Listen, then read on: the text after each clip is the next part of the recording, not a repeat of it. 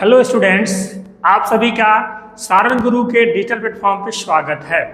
मैं डॉक्टर पुष्कल गिरी आज पुनः आपके समक्ष ग्रामर का एक बहुत ही इम्पॉर्टेंट टॉपिक लेकर के आया हूँ, जो कि आपके एग्जामिनेशन में 4 नंबर का पूछा जाएगा। तो आइए चलते हैं आज के टॉपिक, जिसका नाम है सिंटैक्स। आप पहले भी इस टॉपिक से अवेयर होंगे, चूँकि यह ऐसा इम्पॉर्टेंट टॉपिक है कि हर एग्जामिनेशन में 4 नंबर के प्रश्न आते ही आते हैं। इसके अलावा जो सिंटेक्स का इम्पोर्टेंस है, बिना सिंटेक्स के रूल के ज्ञान के आप न तो करेक्ट इंग्लिश लिख पाएंगे और ग्रामेटिकली आपके एरर्स होंगे। इसलिए करेक्ट सेंटेंस लिखने के लिए हमें सिंटेक्स के कुछ इम्पॉर्टेंट रूल्स हैं, उनको जानना होगा। इसके साथ साथ जब आपका ग्रामर सही होगा, आपको सही से सेंटेंस अरेंज करने के लिए आ जाएगा, तो आपकी राइटिंग स्किल भी डेवलप होगी।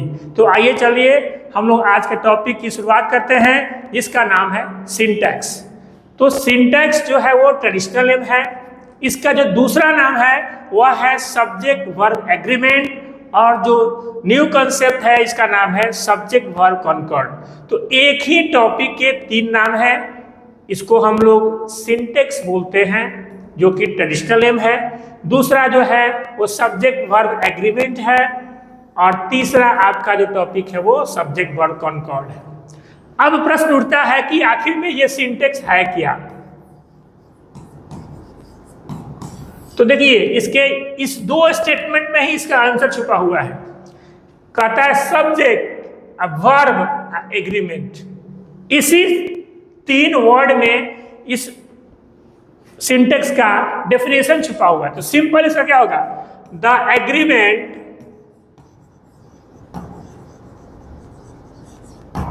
Between subject and verb in the sentence is syntax और सब्जेक्ट वर्ब एग्रीमेंट।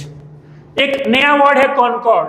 तो एग्रीमेंट और कॉन्कॉर्ड दोनों एक सा है, मतलब कि सिंपल सा है कि किसी भी सेंटेंस में सब्जेक्ट और वर्ब आपस में जब तालमेल के साथ, सहमति के साथ सेंटेंस का फॉर्मेशन करते हैं, वही सिंटेक्स कहलाता है।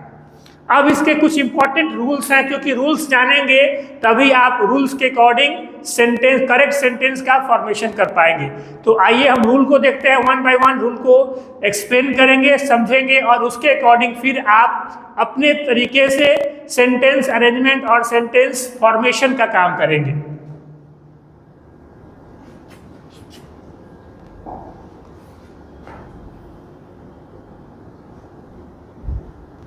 अब देखिए, हमारा जो बेसिक रूल है सिंटेक्स का बेसिक रूल कहता है कि singular subjects take singular verbs. मतलब कि अगर सेंटेंस में हमारा सब्जेक्ट अगर सिंगुलर है तो वर्ब भी सिंगुलर होगा। इस बात का ध्यान रखना है। इसको हम लोग शॉर्ट फॉर्म में ऐसे लिख सकते हैं, S S equal to S भी, P S equal to P भी। ये हमारा बेसिक रूल हो गया। अब ये शॉर्ट फॉर्म में मैंने इसलिए लिखा कि आपको याद रहेगा। एस एस का मतलब होता है singular verb equal to singular subject.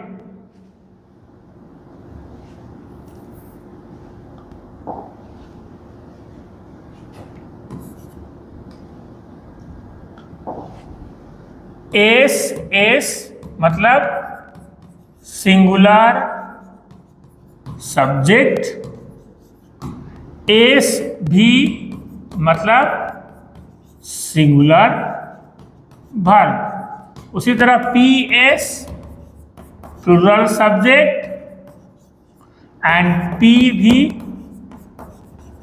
Plural verb. तो रूल नंबर 1 कहता है कि सिंगुलर सब्जेक्ट, जहां भी सेंटेंस में अगर सब्जेक्ट सिंगुलर होगा तो वर्ब भी सिंगुलर होगा, वहां पे प्लूरल नहीं होगा। अगर वर्ब आप प्लूरल करेंगे तो आपका सेंटेंस रॉन्ग हो जाएगा। And plural subjects take plural verb. तो रूल नंबर 1 जो हमारा बेसिक रूल है सिंटेक्स का, वो क्या है कि in a sentence If the subject is in the form of singular, the verb must be singular, and if the subject in plural form, the verb must be plural. अब example लेते हैं, एक कहता कि the boy runs। अब the boy जो है वो क्या है, एक लड़का है, मतलब कि सिंगुलर सब्जेक्ट हो गया। तो इसके साथ जो हमने वर्ब्स लगाया वो क्या हो गया, रन्स, ये एस भी हो गया। दूसरा सेंटेंस है द बॉयज रन, तो द बॉयज क्या हो गया, प्लूरल सब्जेक्ट हो गया, इसलिए इसके साथ हमने क्या किया, सिर्फ रन को यूज किया, जो कि प्लूरल वर्ब के नाम से जाना जाएगा। तो ये था हमारा रूल नंबर 1, जिसमें सिंपल आपको याद करना है कि किसी भी सेंटेंस में अगर सब्जेक्ट सिंगुलर है तो वर्ब भी सिंगुलर होगा, अगर सब्जेक्ट प्लूरल है तो वर्ब भी प्लूरल होगा। रूल नंबर 1 क्लियर है, आगे बढ़े, चलिए।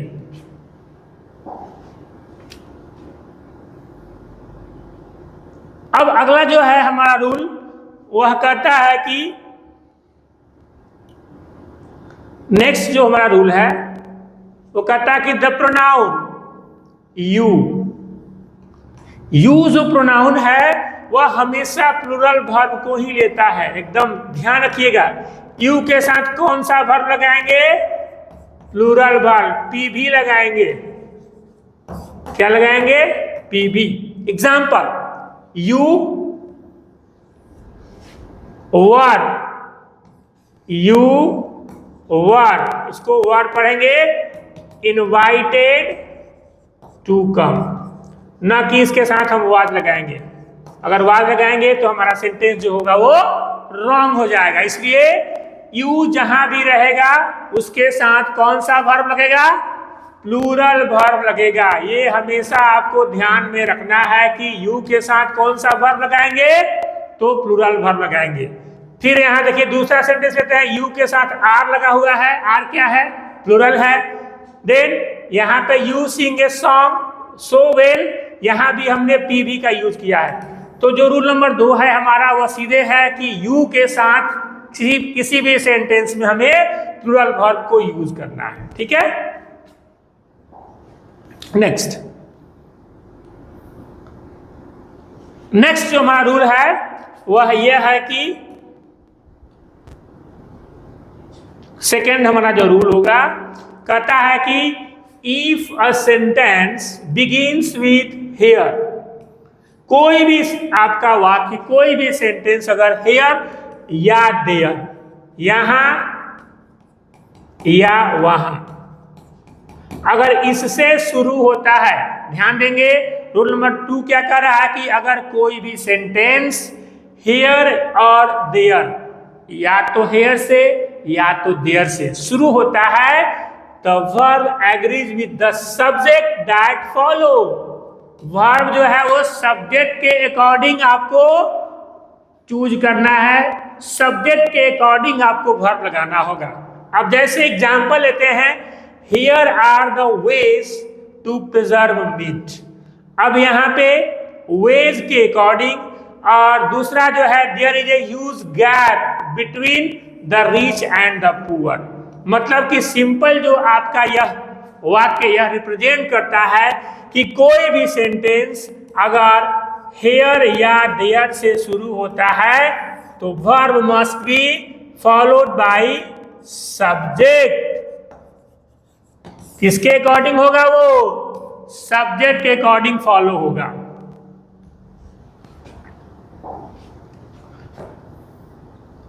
अब हम देखते हैं आपके साथ तीसरा रूल।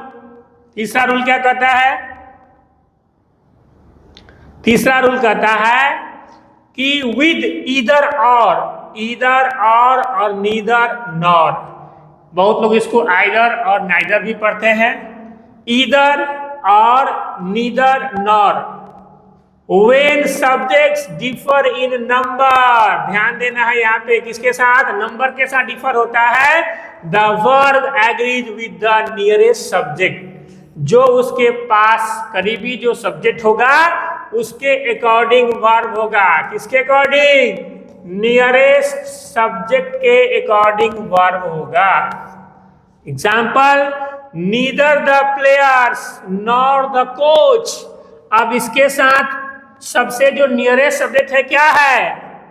कोच है। ठीक है, इसलिए हमने वर्ब क्या लगा दिया? सिंगुलर, मतलब कि इज का हमने प्रयोग किया। दूसरा सेंटेंस, ईदर द कंडक्टर और द सिंगर्स। यहां दो सब्जेक्ट है, यहां भी है, यहां भी है। ये कौन सा सब्जेक्ट हुआ? द सिंगर्स जो हुआ वह नियरेस्ट सब्जेक्ट हुआ, इसलिए इसके साथ हमने क्या लगा दिया? आर का प्रयोग किया, क्योंकि सब्जेक्ट क्या है? पीएस है, इसलिए वर्ब भी क्या होगा? पीबी होगा। सब्जेक्ट चूंकि नियरेस्ट सब्जेक्ट प्लूरल है, इसलिए वर्ब भी प्लूरल होगा। क्लियर हो गया? आगे बढ़े। Next rule. नेक्स्ट रूल हमारा क्या कहता है? ध्यान से देखिए इसको। जितने भी रूल्स आपको मैं बता रहा हूं, इसको दिमाग में रखते हुए इस पर आपको सेंटेंस का फॉर्मेशन करना है। क्योंकि जब तक आप अपने आप से सेंटेंस का फॉर्मेशन नहीं करेंगे, आपको राइटिंग स्किल डेवलप नहीं होगी और करेक्ट ग्रामर के अकॉर्डिंग आप सेंटेंस का फॉर्मेशन नहीं कर पाएंगे। तो जो हमारा नेक्स्ट रूल है वह कहता है कि a singular subject followed by with as well as in addition to accompanied by together with और no less than। ये जितने भी वर्ड्स हमने आपको दिखाया, with, as well as, in addition to, accompanied by, together with और no less than, जितने भी वर्ड्स हैं वो क्या करते हैं? एस भी फॉलो करते हैं, मतलब कि सिंगुलर वर्ब को फॉलो करते हैं। एग्जाम्पल, जैक accompanied by, ये वर्ड आ गया। accompanied by यहां पर दिखाई दिया आपको, इस वर्ड को रिप्रेजेंट कर दिया। accompanied by his sisters is enrolling in PCC। तो वर्ब क्या हो गया? यहाँ पे सिंगुलर वर्ब यूज किया, मतलब कि इज का यूज हुआ। तो ये जितने भी वर्ड्स आपके स्क्रीन पे दिए गए हैं, इनके साथ अगर सेंटेंस शुरू होता है, सेंटेंस का फॉर्मेशन होता है, सेंटेंस में कहीं भी ये अपीयर होते हैं, तो वहां पे आपको सीधे सीधे सिंगुलर वर्ब का ही यूज करना है। ध्यान रखना है, क्या करना है? सिंगुलर वर्ब का ही यूज करना है। क्लियर हो गया? आगे बढ़े। एक दूसरा एग्जांपल और लेते हैं। कहता डैडी एज वेल एज। अब एज वेल एज ऑलरेडी आपके स्क्रीन पर यहां दिया हुआ है, ठीक है ना? माई ब्रदर्स, यहां पे वर्ब क्या हो गया? इज इंजॉइंग द पार्टी, मतलब कि चूंकि यहां sentence as well as present है इसमें, और इसके साथ हमने क्या किया है? सिंगुलर वर्ब ही यूज करना है, इसलिए यह सिंगुलर वर्ब इज के रूप में यहां पर सेंटेंस को प्रयुक्त होता है। तो रूल नंबर 4 हमारा हो गया।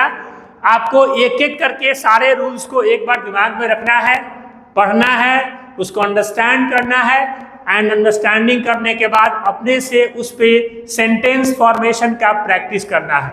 ये आपको ध्यान में रखना है ताकि आप करेक्ट सेंटेंस का फॉर्मेशन कर पाएं और साथ साथ अपने राइटिंग स्किल को भी डेवलप कर पाएं। आगे बढ़ते हैं। नेक्स्ट हमारा जो रूल है,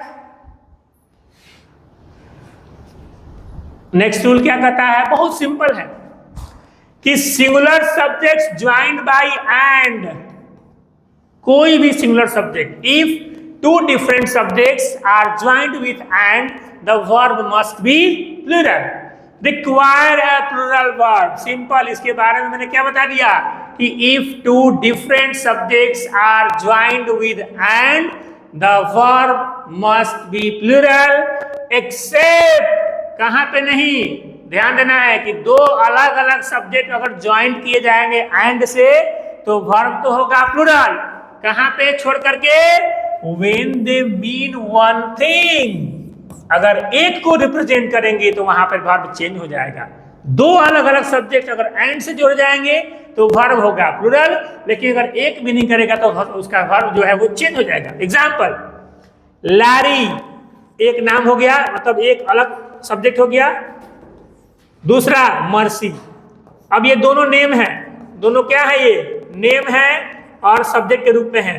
तो लैरी एंड मर्सी दोनों का जोड़क शब्द कौन सा है? एंड है, एंड है ना? क्योंकि दोनों को कौन ऐड कर रहा है, लैरी और मर्सी को कौन ऐड कर रहा है, एंड कर रहा है। अब यहाँ पे एग्जामिनेशन में आ जाएगा fill in the blanks with the correct form of the verb, ये भी एक सिंटेक्स के रूप में ही उसका पार्ट होगा। तो यहां पर दे देगा is oblique are, Larry and Mercy is oblique are reading novels. अब आपको क्या बताया था कि दो अलग अलग सब्जेक्ट को जब हम एंड से जोड़ेंगे तो वर्ब हमारा क्या हो गया, प्लूरल होगा, इसलिए सीधे आपको यहाँ पे आर के ऊपर टिक लगा देना है। दूसरा, माई टीचर एंड फ्रेंड। अब देखिए यहाँ पे चेंज होने वाला है। मैंने क्या बताया कि दो अलग अलग सब्जेक्ट अगर एंड से जोड़े जाएंगे तो वर्ब प्लूरल होगा, लेकिन अगर दोनों एक को रिप्रेजेंट करेंगे, अगर एक मीनिंग को फॉलो करेंगे तो वर्ब जो है वो क्या हो जाएगा, चेंज हो जाएगा, प्लूरल की जगह सिंगुलर हो जाएगा। तो यहाँ पर माई टीचर एंड फ्रेंड, जो टीचर है वही फ्रेंड है, इसलिए यहाँ पे कंफ्यूजन नहीं करना है। अगर दो अलग अलग एक को रिप्रेजेंट करेंगे तो वर्ब वहां पे हो जाएगा सिंगुलर, इसलिए my teacher and friend is hero. यहाँ पे क्या वर्ब किया गया, इज को फॉलो किया गया, जो कि सिंगुलर वर्ब को रिप्रेजेंट करता है। तो ये हमारा रूल नंबर 5 था। सिंपल इसको हम अगर डिफाइन करें, if two different subjects are joined with and the verb must be plural, but if they mean one thing the verb must be singular। Clear हो गया, आगे बढ़े। नेक्स्ट रूल हमारा है रूल नंबर 6।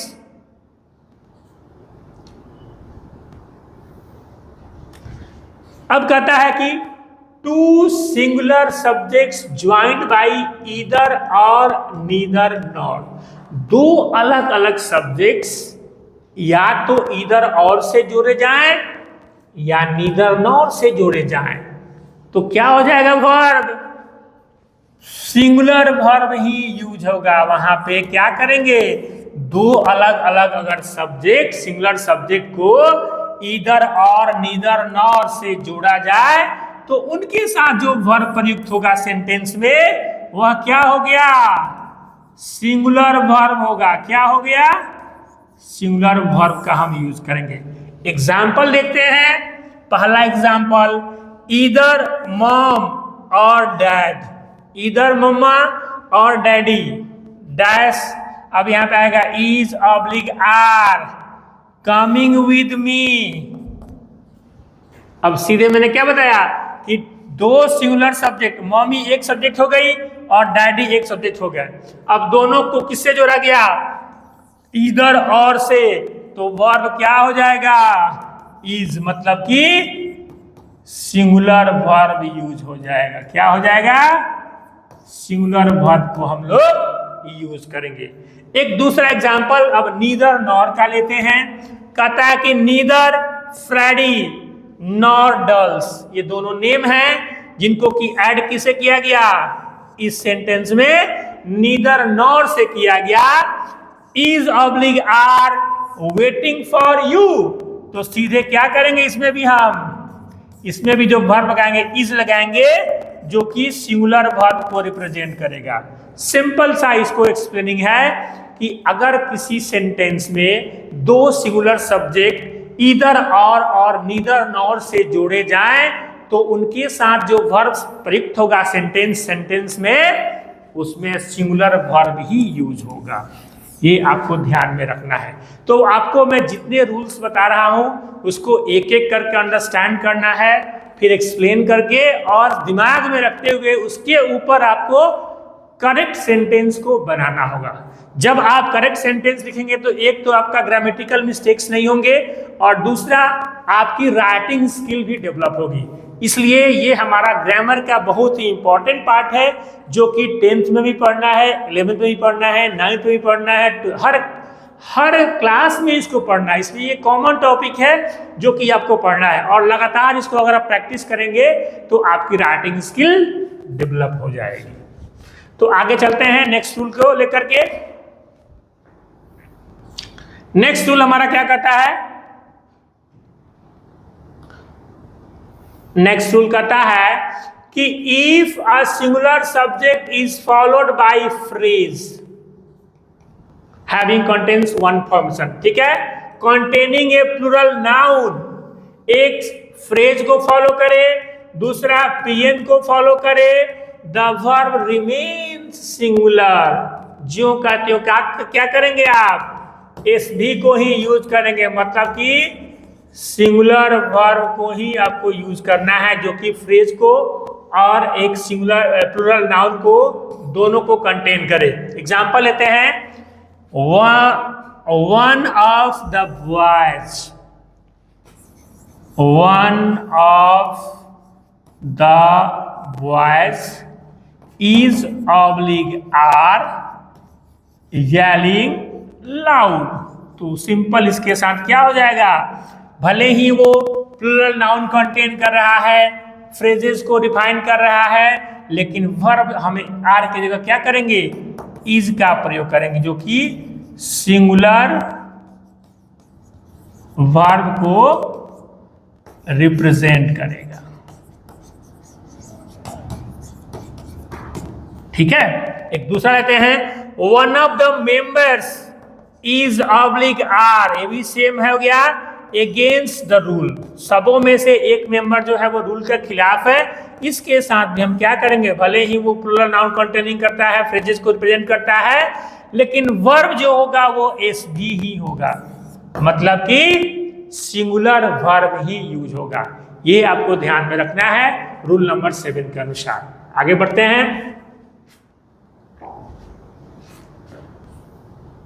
Rule number 8। अब rule number 8 क्या कहता है, इसको देखेंगे हम लोग।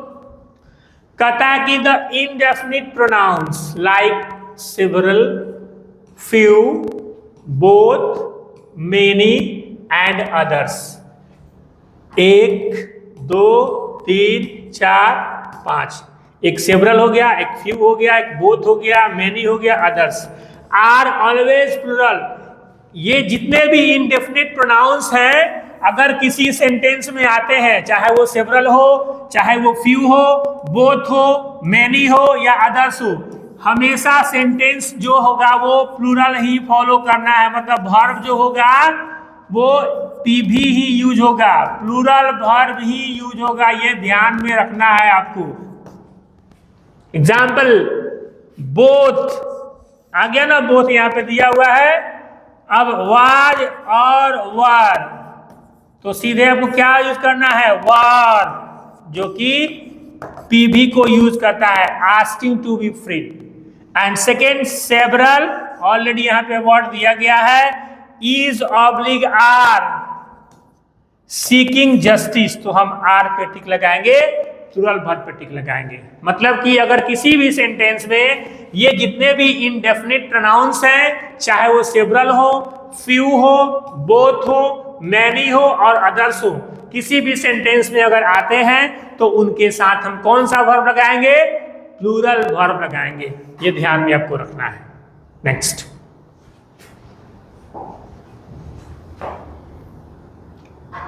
नेक्स्ट रूल हमारा क्या कहता है, कहता है कि सम, मोस्ट, ऑल एंड नन, ये 4 वर्ड दिए गए हैं। कौन कौन से हैं, सम है, मोस्ट है, ऑल है और नन है। मे बी सिंगुलर और प्लूरल, या तो ये सिंगुलर होंगे या तो प्लूरल होंगे, दोनों हो सकते हैं। कब, according to the meaning, meaning के अनुसार हम इनके साथ या तो सिंगुलर वर्ब यूज कर सकते हैं या प्लूरल वर्ब यूज कर सकते हैं, ये डिपेंड करता है according to the context meaning. ठीक है ना। एग्जाम्पल, अब कहता है कि सम ऑफ द गर्ल्स, ध्यान दीजिए, सम ऑफ द गर्ल्स, ठीक है, was were absent, तो ये इनके साथ हम क्या लगा देंगे, प्लूरल वर्ब लगा देंगे, क्योंकि यहां पे ये मीनिंग किसका रिप्रेजेंट कर रहा है, प्लूरल फॉर्म को वो रिप्रेजेंट कर रहा है, इसलिए हम यहाँ पे वर्ब क्या लगा देंगे, प्लूरल वर्ब लगा देंगे। दूसरा example, some of the ice cream. देखिए ध्यान से, दोनों में change according to the meaning आपको उसके अनुसार वर्ब को लगाना है। यहाँ पे इज ऑब्लिक आर, तो यहाँ पे इज लगा देंगे क्योंकि यह सिंगुलर को रिप्रेजेंट कर रहा है। किसको कर रहा है? Representation of singularity. That's why we can use is भी, सिंगुलर वर्ब। क्लियर हो गया? आगे बढ़े, चलिए।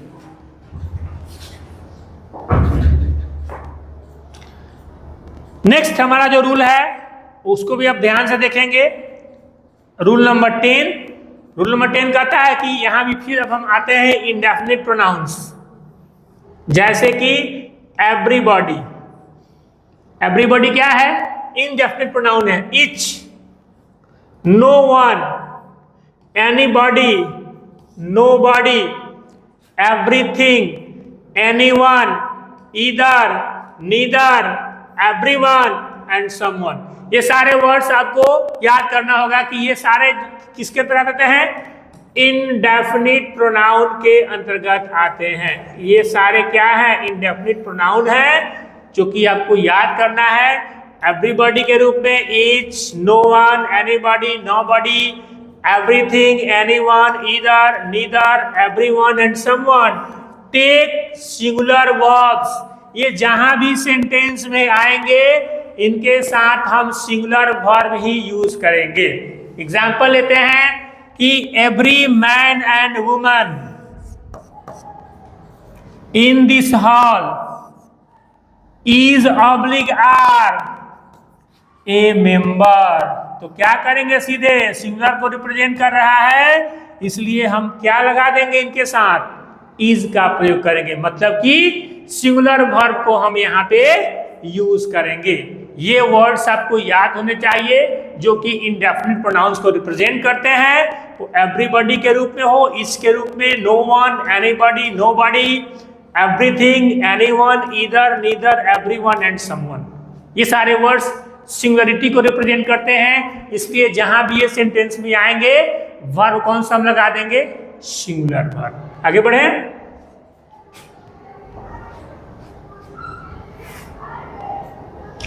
अब एक और इंपॉर्टेंट आपके पास रूल आ गया, रूल नंबर 11। रूल नंबर 11 क्या कह रहा है?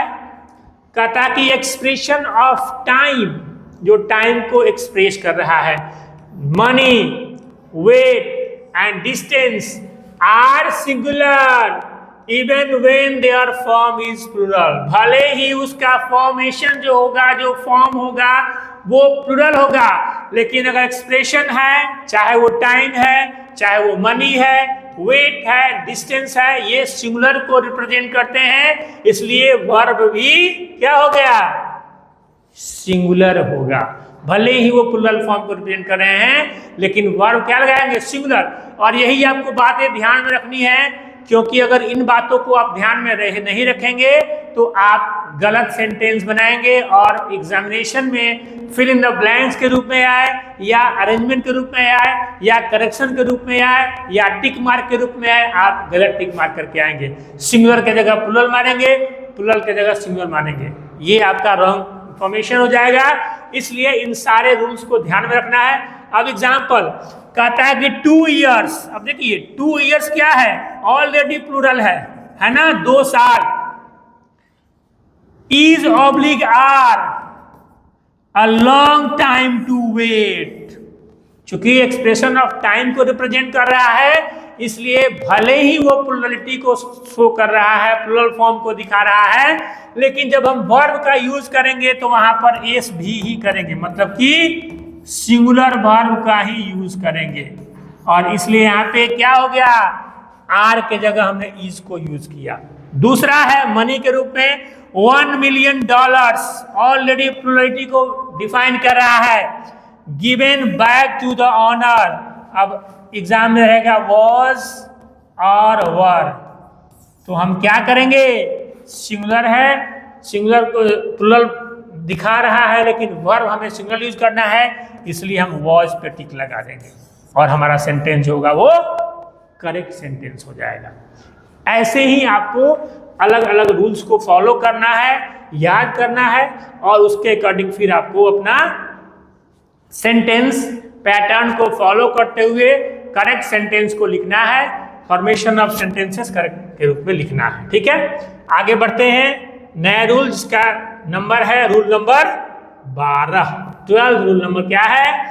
कहता है कि when an amount of money, ध्यान दीजिएगा ये इस लाइन को, when an amount of money refers to separate units,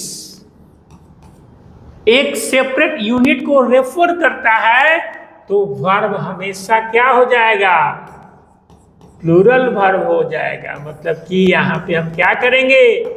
PV का यूज करेंगे। एग्जाम्पल लेते हैं कि 525 centavo कॉइन्स, ठीक है ना, ये क्या कर रहा है? मनी को रिप्रेजेंट यूनिट कर रहा है। was oblique were found, तो हमने क्या किया यहां पे? फॉर्मेशन ऑफ सेपरेशन यूनिट्स के रूप में हमने प्लूरल वर्ब को यूज किया। क्या किया? पीवी को यूज किया।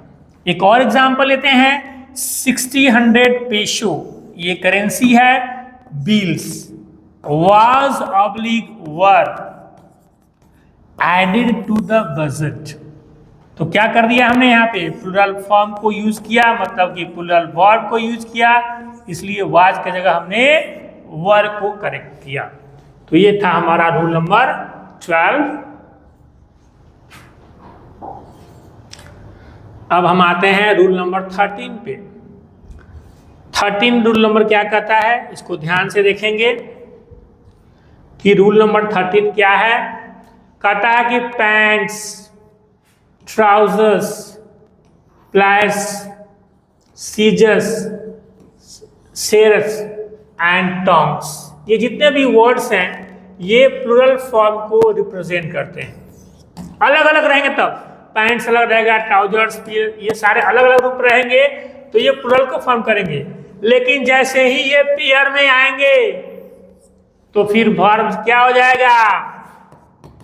सिंगुलर वर्ब हो जाएगा। क्या हो जाएगा? Singular verb. अब देखिए, कहता है कि द पैंट्स अलग अलग हैं, प्लूरल को रिप्रेजेंट कर रहे हैं, तो वर्ब हमने क्या कर दिया? आर लगा दिया। लेकिन जैसे ही द पेयर ऑफ सीजर्स, ये सीजर्स अलग हैं तब तो प्लूरल हैं, लेकिन जैसे ही हमने पेयर की बात की, जोड़े की बात की, तो वर्ब क्या हो जाएगा? यहाँ वाज ऑब्लिक वर रहेगा और बहुत सारे बच्चे कंफ्यूजन में क्या करेंगे? वर्ब पर टिक लगा देंगे क्योंकि ये प्लूरल है। नहीं, वह सेपरेट है तब तो प्लूरल फॉर्म में है, मतलब कि जोड़े के रूप में अगर आता है तो डायरेक्ट वो सिंगुलर हो जाता है और वर्ब भी क्या हो जाएगा? सिंगुलर वर्ब ही यूज होगा। क्लियर हो गया? आगे बढ़े। रूल नंबर 14, रूल नंबर 14 क्या कहता है? रूल नंबर 14 कहता है कि सर्टेन नाउन्स आर प्लूरल। ध्यान देंगे आप, certain nouns are plural in form but singular in meaning. भले ही वह प्लूरल फॉर्म को रिप्रेजेंट करता है, लेकिन अगर उसका मीनिंग सिंगुलर रिप्रेजेंट कर रहा है तो वर्ब भी सिंगुलर होगा। भले ही वो सेंटेंस जो फॉर्मेशन है, रिप्रेजेंटेशन है, वह प्लूरल को रिप्रेजेंट कर रहा हो, लेकिन अगर मीनिंग सिंगुलरिटी को बोध करा रहा है तो वर्ब भी क्या हो गया? सिंगुलर वर्ब ही यूज होगा। जैसे मैथमेटिक्स, देखने में कैसा लग रहा है? मैथमेटिक्स, फिजिक्स, इकोनॉमिक्स, डायनेमिक्स, ये सारे वर्ड्स अपीयर किस रूप में हो रहा है? प्लूरल फॉर्म में, लेकिन ये हमेशा क्या होते हैं? सिंगुलर होते हैं और इनके साथ जो वर्ब होगा वह भी सिंगुलर वर्ब यूज होगा। इसलिए यहाँ मैथमेटिक्स अपीयरेंस तो प्लूरल का है, लेकिन मीनिंग क्या है? सिंगुलर का बोध करा रहा है, इसलिए is oblique are, mathematics is oblique are my favourite subject. तो आप सीधे क्या करेंगे? एस भी को यूज करेंगे, सिंगुलर वर्ब को यूज करेंगे और यहाँ पे इज के ऊपर टिक लगाएंगे। Next, the latest news. अब देखिए न्यूज ऑलरेडी जो है, न्यूज जो है वो अपीयर प्लूरल के रूप में है, north, east, west and south. Appearing इसका क्या है आपका, प्लूरल का है, लेकिन मीनिंग चूंकि सिंगुलर को रिप्रेजेंट कर रहा है इसलिए यहां वर्ब भी क्या हो जाएगा, आर के जगह पे आर करेंगे तो गलत हो जाएगा, इज। एक गुड सेंटेंस हमेशा जो एग्जामिनेशन में आता है दिखता है, no news is oblique are good. बहुत सारे बच्चे कंफ्यूज, और ये हमेशा ये सेंटेंस आपके एग्जामिनेशन में हमेशा पूछा जाता है। मैक्सिमम बच्चे क्या करते हैं, आर के ऊपर टिक लगा देते हैं, जो कि कंप्लीटली रॉन्ग होता है। आपको कहां लगाना है, नो न्यूज इज गुड पे आपको टिक लगाना है, ये आपको ध्यान रखना है। इसलिए इस तरह के कंफ्यूजन आपके पास ना हो, आप इसी तरीके से आप अपने रूल्स को फॉलो करेंगे, उसको अंडरस्टैंड करेंगे और तब जाकर के आप रूल्स फॉलो करते हुए सेंटेंस का फॉर्मेशन करेंगे। अब नेक्स्ट रूल हमारा है रूल नंबर 15। रूल नंबर 15 क्या कहता है, कहता कि अ नंबर ऑफ, ये ध्यान दीजिएगा word, a number of takes plural verb. अगर ए नंबर ऑफ रहेगा, ध्यान दीजिएगा कंफ्यूजन नहीं करना है, तो प्लूरल, और अगर द नंबर ऑफ रहेगा तब क्या हो जाएगा, सिंगुलर। देखिए दोनों में सिर्फ क्या डिफरेंस है, ए और द का डिफरेंस है, इसलिए जहां पे ए नंबर ऑफ होगा वहां पे वर्ब क्या हो जाएगा, प्लूरल, और अगर जहां पे द नंबर ऑफ रहेगा तो वर्ब क्या हो जाएगा, सिंगुलर। जैसा a number of students is oblique are waiting outside, तो आपको क्या करना है, सिंगुलर के ऊपर, सॉरी प्लूरल के ऊपर टिक लगाना है। लेकिन जैसे ही द नंबर ऑफ आ गया तो यहाँ पे क्या करना है, इज के ऊपर टिक लगाना है। इसलिए कंफ्यूजन नहीं करना है, ए नंबर ऑफ रहेगा तो प्लूरल लगाना है, द नंबर ऑफ रहेगा तो सिंगुलर लगाना है। ठीक है, क्लियर हो गया, आगे बढ़े।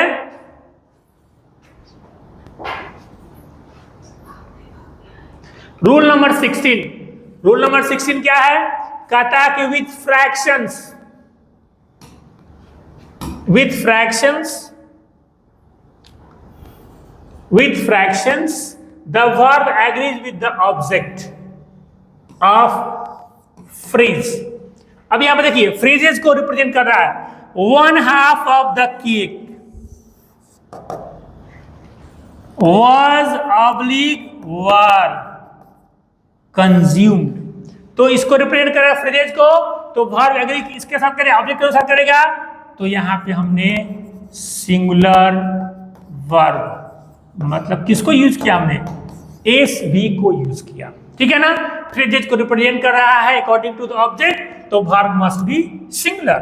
Second, 1/4 of the employees. अब देखिए यहां पे फिर ये कॉन्टेक्स्ट चेंज हो रहा है, was oblique were according to the phrases, तो क्या करेंगे यहाँ पे, यहाँ जस्ट अपोजिट हो जाएगा, प्लूरल वर्ब को यूज करेंगे, मतलब कि पीवी को यूज करेंगे।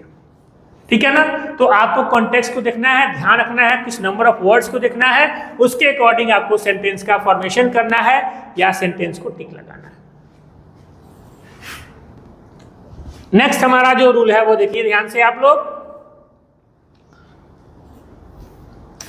अगला कहता है कि एथलेटिक्स, ये स्पोर्ट्स है, genetics, politics, gymnastics and statistics, ये सब में अब जनरली होता क्या है कि जिसमें एस लगा होता है हम लोग मोस्टली क्या समझते हैं कि वो प्लूरल है, समझते हैं ना, लेकिन ये यहाँ रॉन्ग एजम्पशंस है, बहुत सारे ऐसे वर्ड्स, इसलिए इसको हम अगर दूसरे भाषा में बोलेंगे तो ऐसा बोल सकते हैं कि some words appear as plural but really they are singular and the verb must be singular. इसको दूसरी भाषा में अगर बताना होगा हमें तो हम क्या बोलेंगे कि some words appear as plural but really they are singular and the verb must be singular according to the meaning के अनुसार।